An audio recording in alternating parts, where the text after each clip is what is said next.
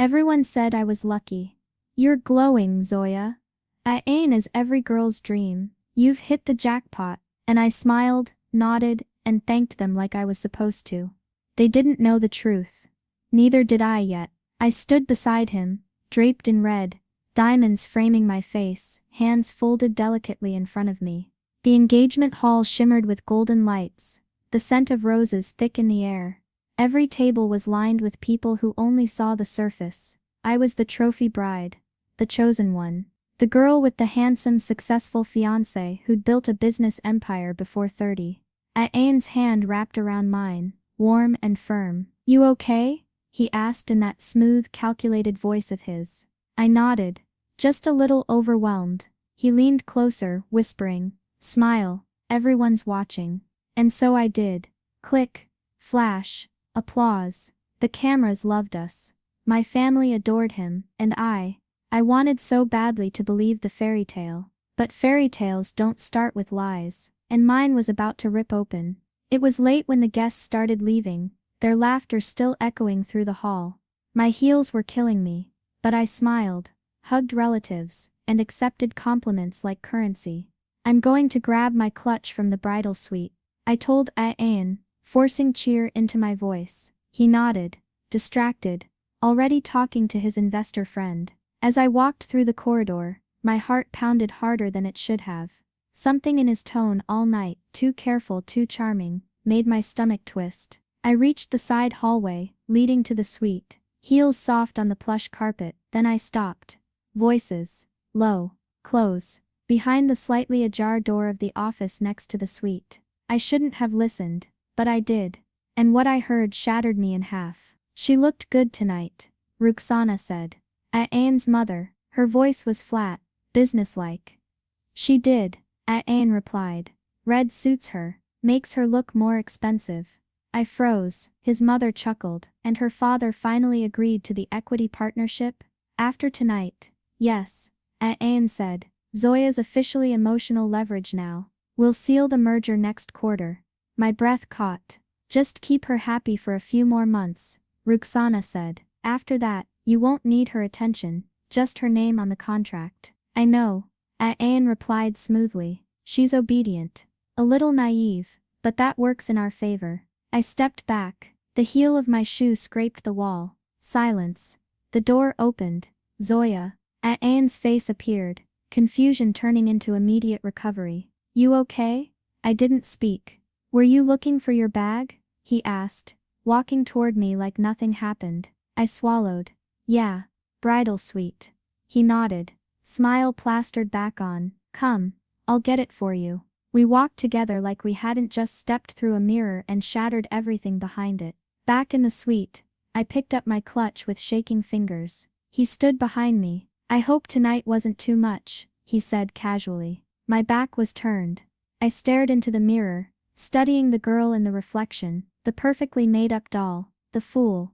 "No," I replied softly. "It was perfect." He wrapped his arms around me. "You're perfect." And that's when I realized something terrifying. He wasn't nervous. He wasn't hiding. He wasn't sorry. Because in his world, this wasn't betrayal. It was business. Later that night, I sat on the edge of my bed, makeup wiped off, red dress pulled around me like dried blood. Sana knocked gently and came in. She looked at me once and said, "What happened?" I didn't answer. "Zoya, did he say something?" Still, I didn't speak. Instead, I reached for my phone, opened the voice recorder app, and played the short clip I had managed to capture by accident when I leaned against the wall. Her eyes widened as Ain's voice crackled through the speaker. "Zoya's emotional leverage now." Sana's hand went to her mouth. "Oh my God." I stared ahead. "He used me, Sana." She sat beside me. "What are you going to do?" I turned to her, voice calm, too calm. "I'm going to smile. I'm going to play along. And then, when the time is right, I'm going to ruin him." The next morning, I woke up with a hollow ache in my chest. Not from heartbreak, from betrayal. Betrayal doesn't sting like a slap. It burns like slow poison, coursing through your veins with every memory that now feels fake. I stared at the ceiling fan, motionless under the soft hum of early sunlight, and then my phone buzzed.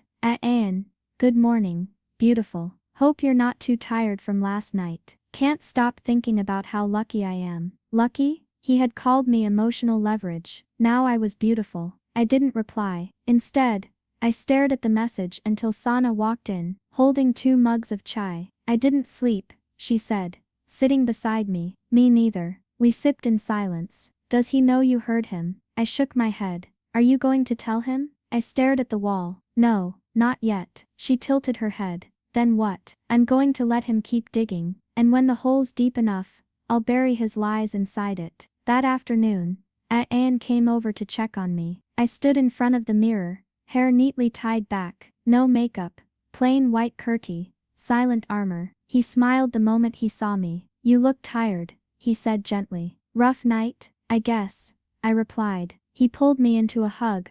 I didn't return. I was thinking, he continued. We should do a pre-wedding photo shoot next week. Everyone's excited. Let's give them something magical. I forced a nod. Sure. He kissed my forehead. That's my girl. I swallowed bile. Once he left, I opened my laptop. I want proof, I said aloud. Sana leaned over my shoulder. Proof of what? Everything. I want more than a voice memo. I want documents, messages, emails. I want to see how far this rabbit hole goes. She nodded. Let's go then. We arrived at Anne's office an hour later. His assistant Neha was on lunch. Security was relaxed. His floor was quiet. Sana and I slipped inside, pretending to deliver a surprise gift. His office smelled of cologne and ambition, sleek black furniture, minimalist decor, the kind of place where secrets hide behind spotless glass. I sat at his desk, laptop open, screen asleep. I nudged the mouse. Login screen. Try your name, Sana whispered.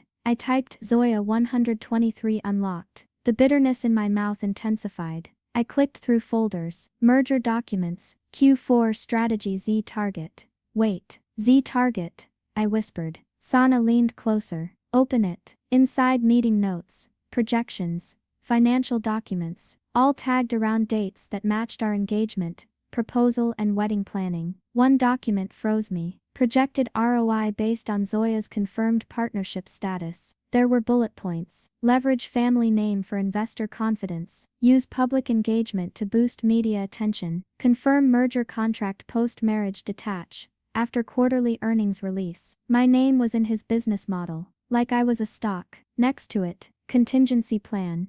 In case of emotional instability. Emotional instability, I whispered. Sana's voice was ice. He prepped for you to lose your mind, just in case. We copied everything onto a flash drive. Sana paused. You ready for this? I nodded. I'm not breaking anymore. I'm documenting. That night, I couldn't sleep. I sat on my bed, scrolling through his WhatsApp chats. From the backup, Sana helped extract. There was a group chat named Elite Kings. His boys, his ego, his true self. Screenshots of our engagement. Bagged the princess. Daddy signs off next week. She's soft, controllable, perfect for the pitch. And then, this one from Ian himself. Girls like Zoya are the reason we win. They mistake manners for love. My hands trembled, not from rage, from realization. He never loved me, not for a second. In the morning, I sat at the dining table across from my parents. I laid the documents and screenshots in front of them. My mother gasped. Where did you get this? I found the truth. My father sat still,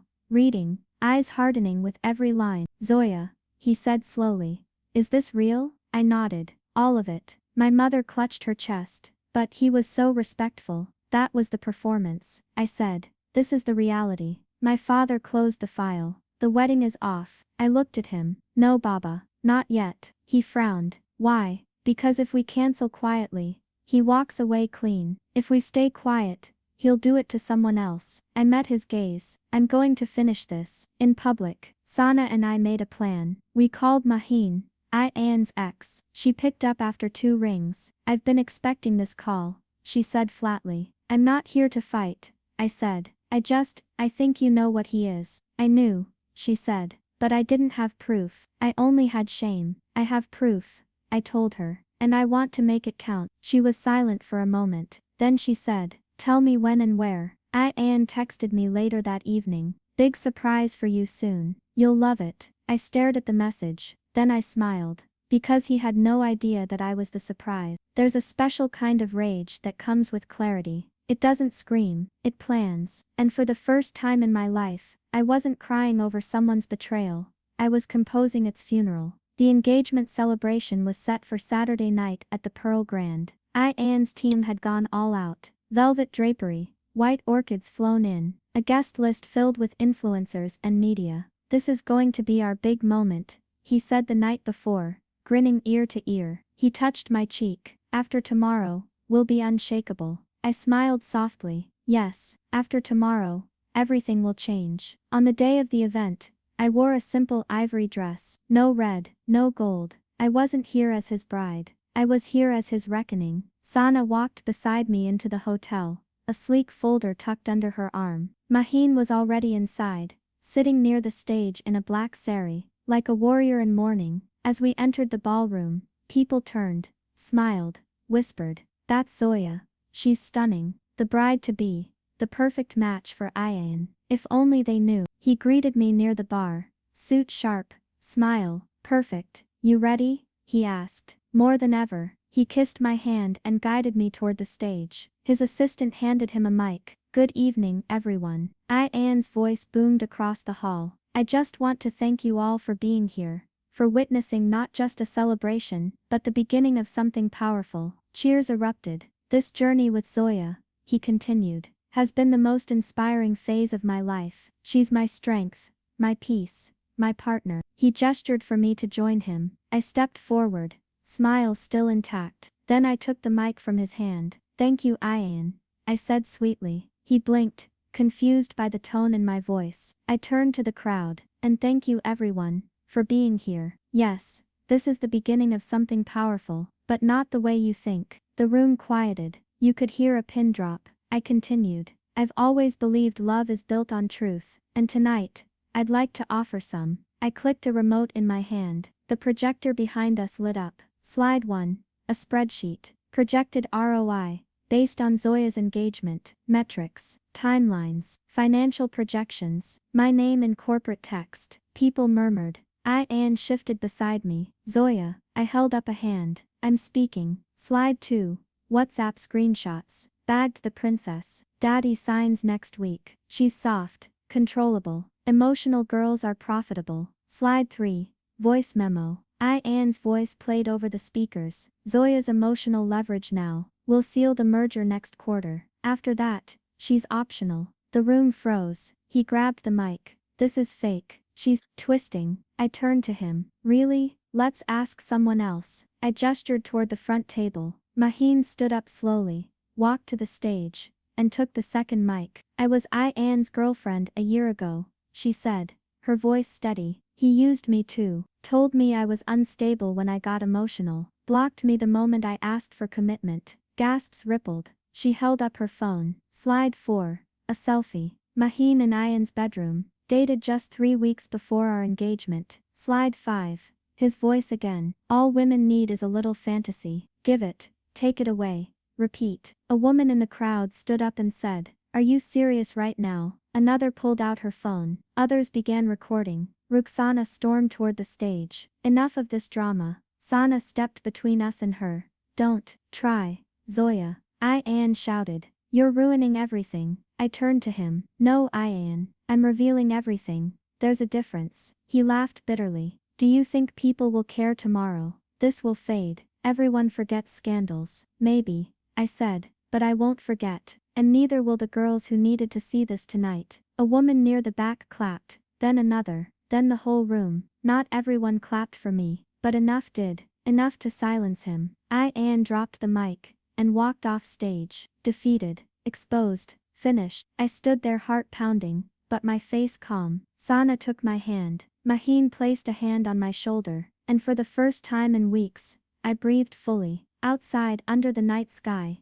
I stood quietly, while cars rolled away. "You did it," Sana said beside me. "No," I whispered. I undid him. Later that night, Ian sent me one message. "You'll regret this." I stared at it for a long time, then replied, "I already regret meeting you." Everything after that was a lesson. I blocked him. Maheen messaged me 2 days later. "I got a job offer from a startup in Lahore, all female led. They saw the video, Want me to join their comms team? I smiled. Take it, I replied. And never look back. She sent a heart emoji. Sana and I watched the video go viral. Millions of views in a matter of days. Mic drop of the decade. Someone had commented. Another wrote, she's not a girl, she's karma with earrings. But I wasn't here for applause. I was here for closure. And that finally was mine. I've learned that silence is a weapon. Not the kind that wounds with noise or chaos, but the kind that slices clean, without warning.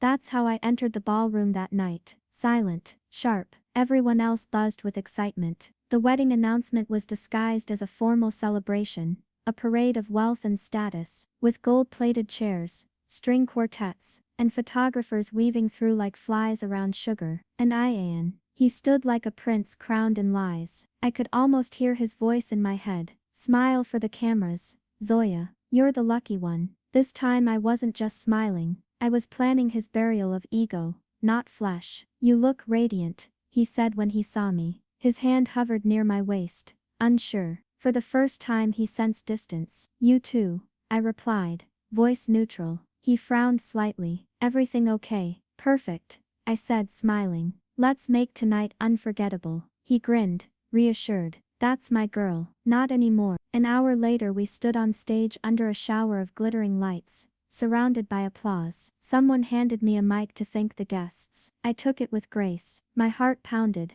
not from nerves, but from restraint. Ian leaned in. Keep it short and sweet, yeah? I turned to the crowd. Thank you all for coming, I began. I know you expected an announcement about our future, and you'll get one. Polite chuckles. I continued. Tonight isn't just about celebration, it's about truth, about identity, and about knowing when to stop pretending. The room grew quiet. I gestured toward the screen behind us. Let me show you who we really are. The projector blinked to life. Slide 1. A photo of Ian and me. We looked happy. Slide 2. A spreadsheet. His merger timeline. Labeled Zoya = emotional leverage. Slide 3. A voice memo. I clicked play. Ian's voice echoed. Once the engagement's locked in, her dad will sign. She's the leverage we need. Gasps rippled through the hall like a wave. Someone dropped a glass. Ian reached for the mic. I pulled it away. I'm not done, I said calmly. Slide 4. Screenshots of texts. Train her to be obedient. She'll bend. Slide 5. A voice memo from Roxana. She looks expensive in red. Use that. People murmured.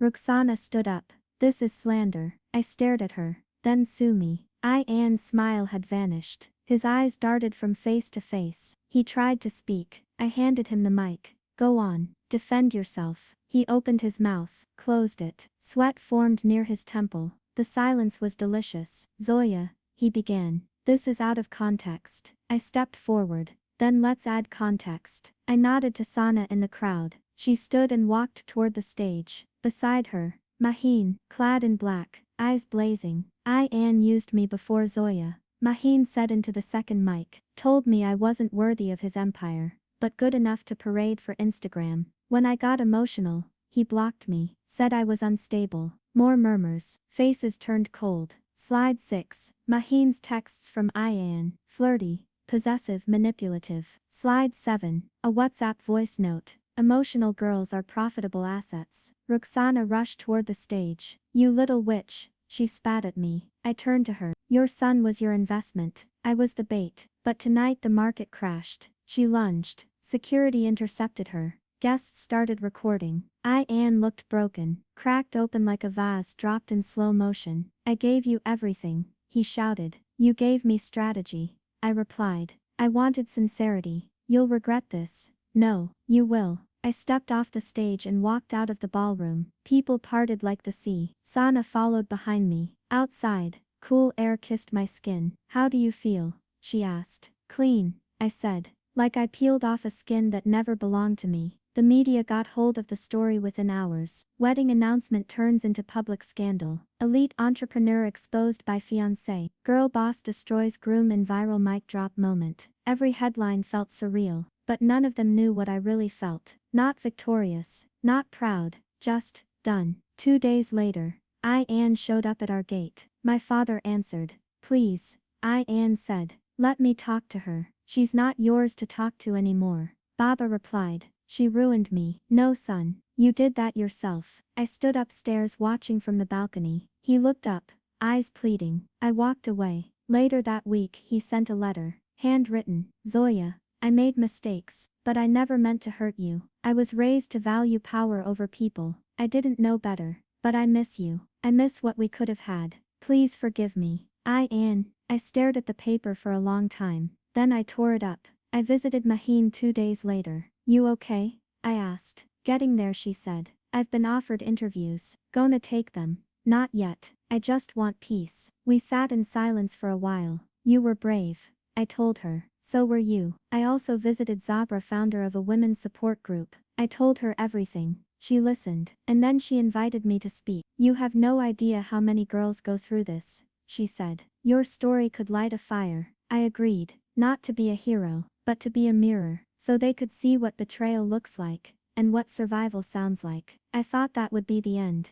until I got the message. A girl I'd never met, from another city, DM'd me on Instagram. I was engaged to someone like Ian. I saw your story. I ended it. You saved me. I cried. Not from pain, from purpose. They say the loudest revenge is silence. I didn't scream. I didn't curse. I didn't even post cryptic quotes on social media. I simply stopped reacting. That was the beginning of Ian's unraveling. 3 weeks had passed since the ballroom exposure. The world hadn't forgotten, and neither had I. But while others moved on to the next trending scandal, I studied everything. I studied the way people look at a woman who walks away from a wedding. I studied the silence of family friends who once praised Ian's name. And I studied my own face in the mirror. Every night. I didn't cry anymore. I just looked. Not because I wanted to admire myself, but because I didn't recognize who I used to be. Sana entered my room holding a phone. You need to see this. She showed me a screenshot from Ian's private Instagram story. Someone had sent it to her anonymously. It read,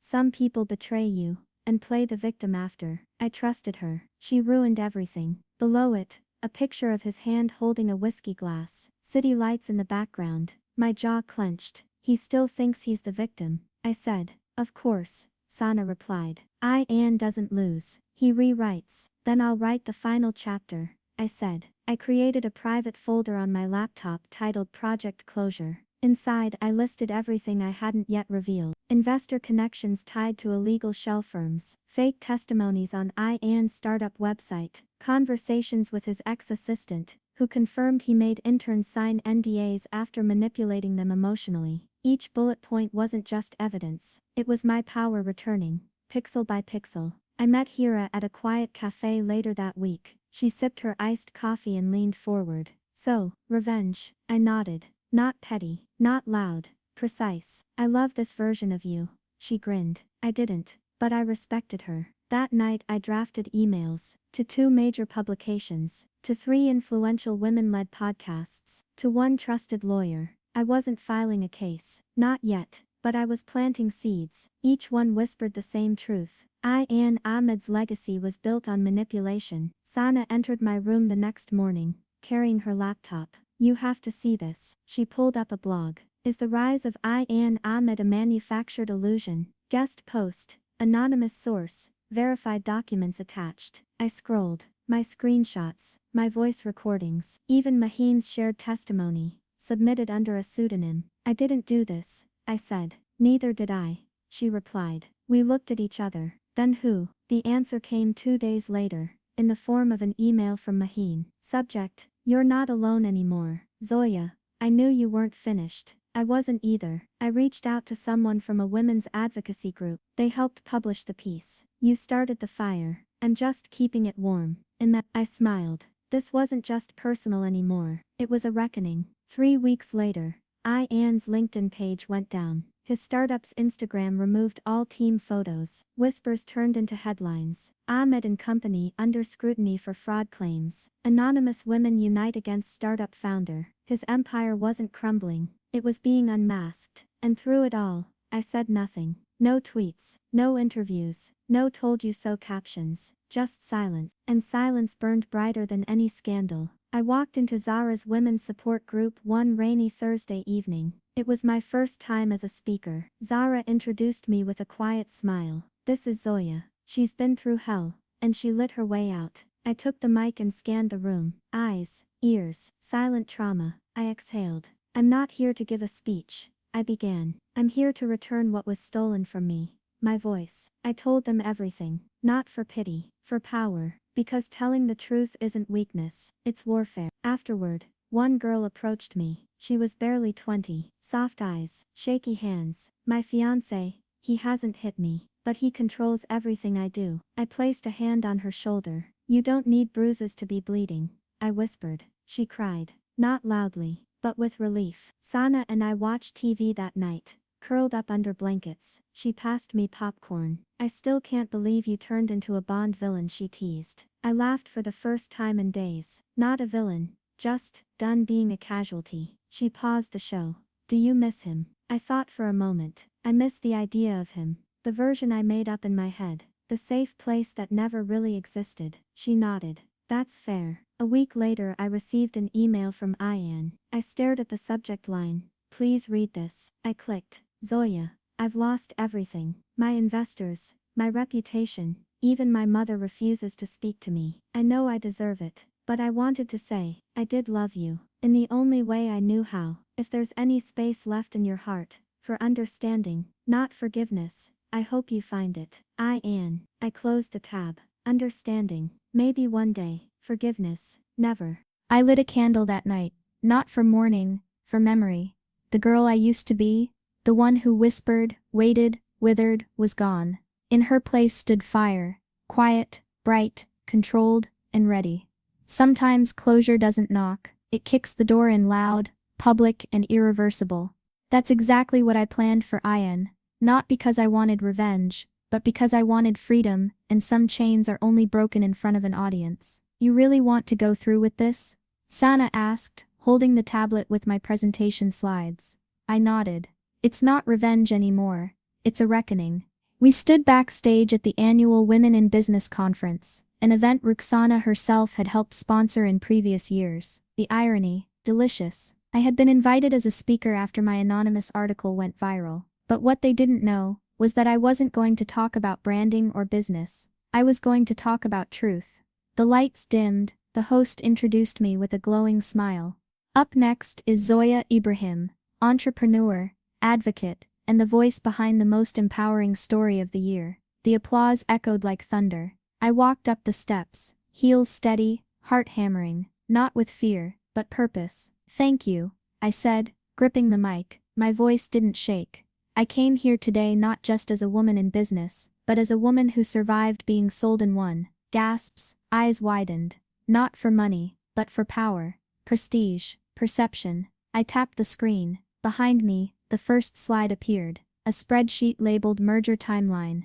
Confidential. Slide 2. A voice recording. Ian's voice. She's the leverage we need. Once she's locked in, her father signs. The audience stiffened. I continued. I was engaged to a man who used my love to close deals. I was styled, presented, and sold as a bride, while being nothing more than a marketing strategy. I paused. Sound familiar? Heads nodded slowly. Slide 3. Screenshots. Emails. Contracts. Comments. Slide 4. A new voice. Maheen's, he used me first. Said I was too loud, too opinionated, too independent to be a wife. Slide 5. A quote from Ian's investor chat. Women are easier to manipulate if they feel needed. Silence. Raw, uncomfortable, real. I breathed in. And yet, I'm still here. Applause erupted. Not polite applause, but furious applause. The kind that rises from the chest like fire. After the speech, I stepped down into a sea of hands, hugs, and microphones. Everyone wanted a comment. I gave none. The truth was enough. Outside the venue, Sana met me with a water bottle and a look of awe. You just turned his empire into dust. I didn't, I said. He did. I just handed people the map. We laughed, but then someone else approached. A man in a gray suit. Ian's lawyer. He introduced himself. He's requesting a private meeting. Sana stepped forward. Not happening. I placed a hand on her arm. Let him speak. The cafe was nearly empty. I sat across from Ian. He looked different. Smaller. No expensive watch. No smirk. Just shadows under his eyes. Why did you agree to meet me? He asked. Curiosity. I replied. He looked down at his coffee. I didn't know how deep I'd sunk until I saw myself through your eyes. I said nothing. I lost everything, he whispered. And somehow, I still wanted to blame you. You always needed someone else to carry your guilt. I know, he said, but I won't anymore. Silence. I came to say sorry, he continued. Not for the exposure, I deserved that. But for you, for making you believe it was real. It was real, I said. For me, that's what hurt the most. His eyes filled. Would it have been different if I chose you over the deal? No, I said softly, because the fact that it was ever a choice means you never really saw me. We left the cafe without another word, and that was the last time I ever saw him. Weeks passed. My story circulated across advocacy groups, podcasts, and even business forums. But I didn't chase fame. I chased healing. I sat with my pain. I forgave my younger self for trusting him, for staying, for hoping. One morning, while journaling, I received a message from a girl in Karachi. I was engaged to someone just like Ayan. Your story helped me leave before the wedding. You saved me. I smiled. She wasn't the first, and she wouldn't be the last. Maheen and I started something new, a foundation, Silent Fire, for women who were betrayed, manipulated, or publicly shamed for private pain. We offered them one thing, their voice back, and it lit fires across the country. Months later,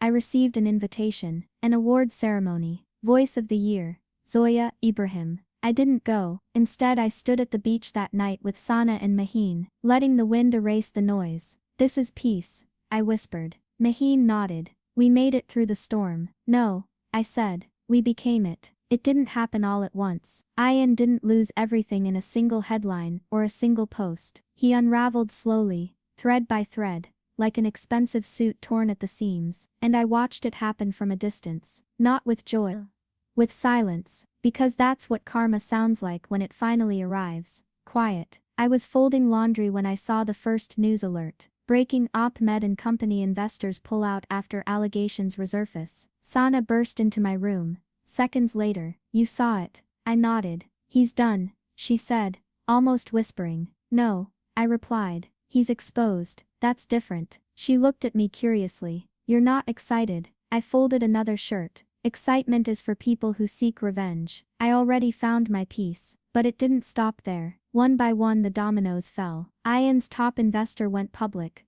calling him a liability. His second-in-command resigned. His PR team abandoned him. Then came the leaked recordings. Unfiltered, unedited, cruel.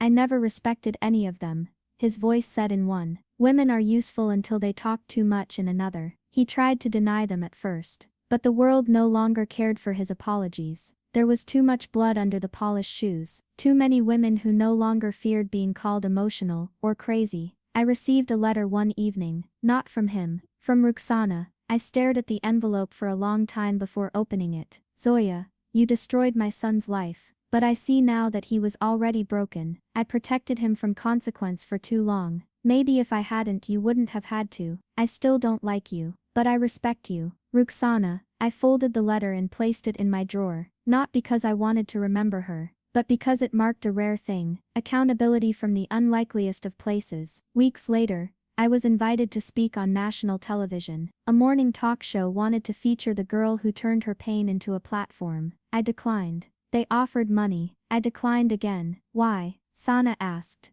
You deserve that stage. I smiled. Because this was never about being seen. It was about being heard. Instead, I chose a smaller stage, a workshop at a local high school for girls. I stood in front of them, 15, 16, maybe 17 years old, eyes wide, minds hungry. Do you know what power looks like? I asked. They blinked. It looks like saying no, like walking away, like knowing your worth before anyone else does. A girl in the front row raised her hand. But what if someone says we're overreacting? I leaned in, then say, thank you for your opinion. I'll cry later in my new apartment, paid for by my own freedom. They laughed, but they also understood. One day, I received a knock at the gate. Sana answered it, then turned to me, pale. It's him. My stomach tightened. Ayan. She nodded. I stepped outside. He stood there. No driver, no fancy coat, just a man stripped of everything that once made him untouchable. Zoya, he said. I waited.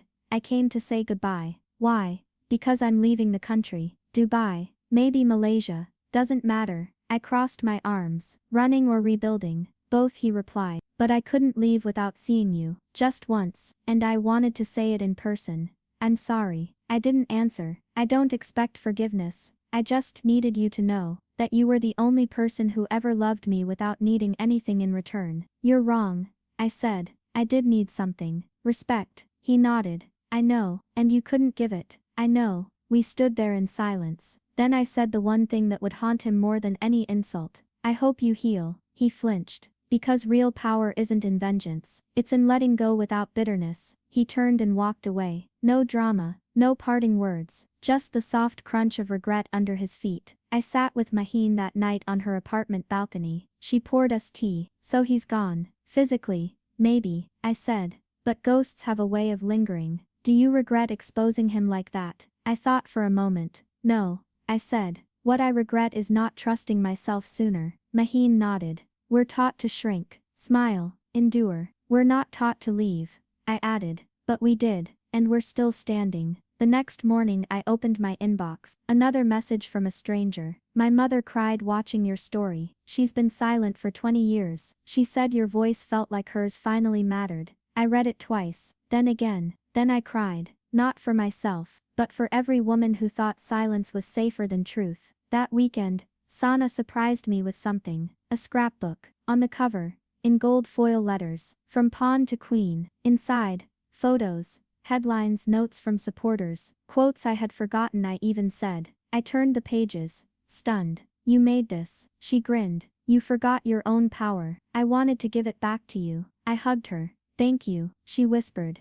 We're just getting started. That night I wrote something in my journal. You can't build an empire on someone else's silence. Because one day she'll find her voice. And when she does, the prince will fall. And she won't even blink. They never tell you how empty healing feels at first. Not like a victory parade. Not like confetti falling around your shoulders. More like silence. The kind that echoes in places where rage used to live. But in that silence I finally found space to rebuild. Not my image. Not my reputation. Me. The days after Ian left the country were strangely quiet. No more headlines. No new whispers. The world had moved on to newer scandals. But I was still here, picking up my pieces. Not to go back to who I was, but to choose who I'd become. Sana burst into my room one morning, grinning. Get up.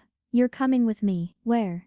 You'll see, I groaned, still wrapped in my blanket burrito. Sana, I swear, if this is another spa day where I end up giving you a facial. She threw a hoodie at me. Just trust me. 20 minutes later, we pulled into a small co-working space downtown. The sign outside read, Rise Collective, for women by women. What is this? I asked. Sana beamed. Your future. Inside, a soft-spoken woman named Zara greeted us. I remembered her from the women's support group. But this space was something else. This is a place for women rebuilding their lives, Zara explained. After betrayal, after loss, after silence, I felt something shift in my chest. She smiled gently. You're already one of us. I just wanted you to know. We built this for women like you. That evening, I sat in the empty conference room of the Rise Collective, journaling. I didn't write about him. I wrote about me. For the first time in months I wrote I'm not broken anymore. I'm just in progress. And maybe that's enough. 2 weeks later,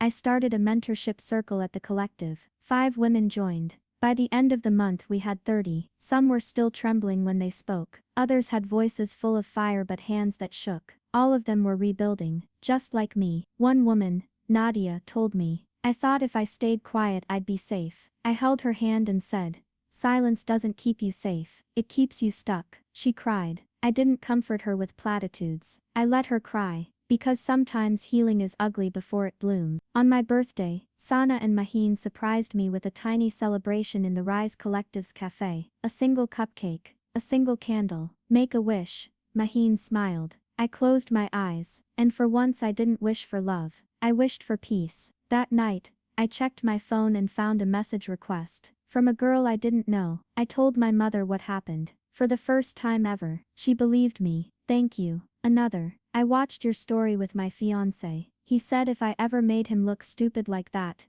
he'd leave. So I left first. And another. I thought it was just me. Until you. I cried. Not because I was sad, but because I was free. My father knocked on my door a few days later. He stood there with a hesitant smile and a cup of tea. I wanted to say something, he said. May I? Of course. He sat on the edge of my bed. When this all began, I was ashamed. I know. I blamed myself for letting him into our lives. I blamed you too, I admitted softly. He nodded. I deserved that. Then he reached into his coat pocket and pulled out a folded letter. What's this? I wrote it the day after you exposed him. I never had the courage to give it to you. I unfolded the note. It read, Zoya, I failed to protect you. I trusted a man's charm over my own daughter's instincts. But I want you to know, I see you now, and I'm proud, not because you exposed him, but because you never lost yourself trying to be what we expected. Love, Baba. I looked up. He wasn't crying, but his eyes shone, and for the first time in my adult life, I let him hug me without resistance. Rebuilding isn't about forgetting, it's about re-seeing yourself, your worth, your fire. And one morning, I looked in the mirror and didn't see the girl Ian left behind. I saw the woman I built in her place. I began writing again, not in my journal, publicly. I started a blog called Silent No More. The first post was simple. You thought you were alone. You're not. I thought I had to stay quiet to stay loved. I was wrong. Speak, scream if you have to, but don't vanish. The blog went viral within weeks. Readers from countries I'd never been to sent stories, letters, poems, rage, and relief. The comment that hit me the hardest: you didn't save me, you reminded me I could save myself. Maheen called me one night. You'll never guess who just followed our blog. Who?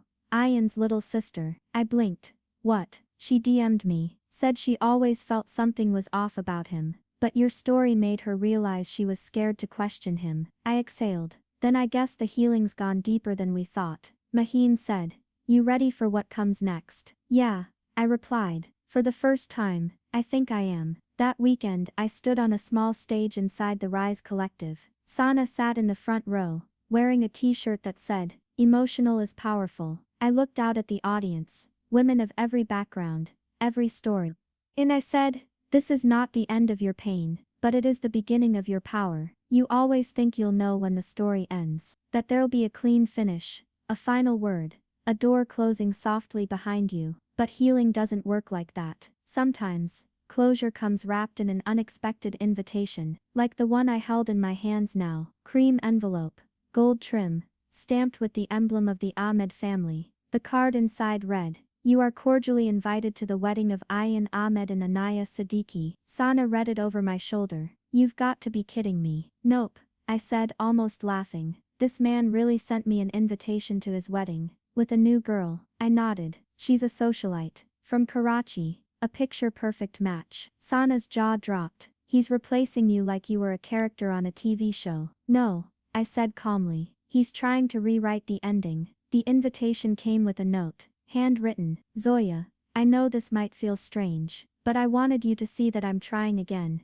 with honesty this time. You were my lesson. She's my new chapter. Ayan. Sana crumpled the note. Unbelievable. You should send it back with a middle finger. But I just smiled. No, I'm going. Sana blinked. What? Not to forgive him, not to wish him well, to remind myself, I've won. The wedding was held in a coastal resort in Bata, lavish, loud, overdone, like a man trying to outshine a shadow. I wore a soft beige sari, simple jewelry, no makeup but bold eyes. I didn't come to blend in, I came to stand in who I had become. I slipped in during the reception, quietly. The chandeliers sparkled, the guests buzzed, and Ayan, he stood on the stage with Anaya, smiling, but not glowing. He saw me before I saw him. His smile faded for a second, then returned, tight. I didn't flinch. I walked with dignity, like a storm wearing silk. People whispered. Some recognized me. Others stared. One Annette even leaned over and said, didn't you used to be? I still am, I replied, and walked on. Anaya approached me during dinner. She was beautiful, graceful, and young. Hi, she said gently. Thank you for coming. I wasn't sure you would. You knew who I was. She nodded. Of course. He told me everything, everything. Her smile wavered. I'm still learning. I placed my hand on hers. Don't let anyone define your worth through silence, ever. She blinked, then nodded slowly. Thank you. And just like that, I gave her the warning I never got. Ayan found me near the terrace. Didn't expect to see you, he said. I turned. Then you haven't learned anything. He sighed. I wanted to prove I've changed. By inviting your ex-fiancé to your wedding. By not hiding anymore. I paused. Do you love her? I asked. Yes. And does she know you're still looking for forgiveness in the wrong places? His eyes dropped. Zoya, you were my mirror. I hated you for it. Because you showed me what I was. I nodded. And now I see what I lost. I wasn't yours to lose. I said softly. You were mine to learn from. He exhaled slowly. I hope she doesn't become another lesson. That's not up to her. I replied. It's up to you. And with that, I turned to leave outside. The wind brushed my skin. I didn't look back. Not because I didn't care, but because I no longer needed to. Back in the city, life moved on. The blog was thriving. The mentorship program grew. I even got a call from a publishing house. We'd love to turn your story into a book, the editor said. Real voices matter now more than ever. I agreed. Not for the fame, but because I knew there was still a girl out there, sitting in her room, questioning her worth, holding her silence like a shield. And I wanted her to know, there's another way. Months passed. I traveled, spoke at schools, held hands with strangers who saw their pain in mine. I was no longer healing. I was whole. One rainy evening Sana and I sat on the balcony, sipping tea. She looked at me and said, You really forgave him, didn't you? I thought for a moment. No, I replied. I forgave me. She smiled. For what? For believing I had to shrink to be loved. And then came the final message. Anonymous, but familiar. Your story ruined me, but maybe that's what I needed to start becoming human again. I read it, deleted it, and smiled. Because not every ending needs a reply. I closed my journal that night after writing the final line. He chose her over me, but I chose me over him, and that will always be the greater love story.